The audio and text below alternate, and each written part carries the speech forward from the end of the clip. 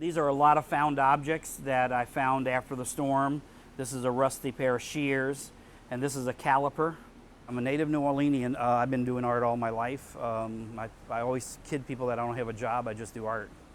So these are found objects that I play with, and I make them into bugs so that, you know, somebody has a piece of Katrina, but at the same time, you know, it's a piece of art and it's fun. We had a wonderful art community here. Pretty much, you know, all of Julia Street was really popping. A lot of the artists were doing incredible art. About 2.5 weeks I got back to my studio. It was totally devastated. I had a little bit of savings. I decided to invest it into, you know, getting some roofing equipment. And then we started doing roofing. A lot of people don't want to give you any money up front for you to build their roof or fix something for them. So that was my biggest hardship of doing construction. But I got over it by using all the mom and pop operations.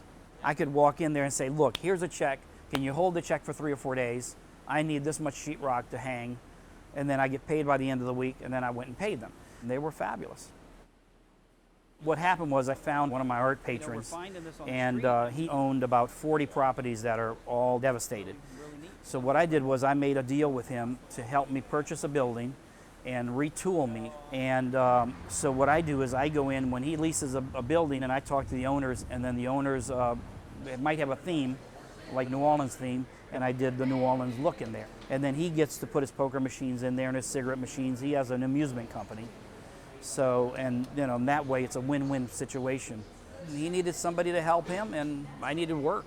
So I think it was a symbiosis, you know, trying to, you know, get both of us together to do something, you know, that we both needed. To me, I see a piece of art, it makes me smile, you know, so I think it gives you a little bit of joy, you know, and in a place where, you know, you walk down the block and you see, you know, devastation, and then hopefully one day there'll be a piece of art in that park. I think you have to beautify.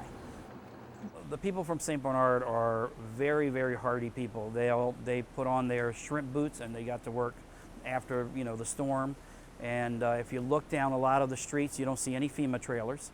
They want to rebuild like they had it before, so they're not, you know, thinking of taking that big lot and building a high-rise on it. If it floods again, they'll cut out their sheetrock, they'll slap it back on, and they'll go back in and live there again. They just want to keep their little cottage that they had before, you know, and live the life they were living, a peaceful life.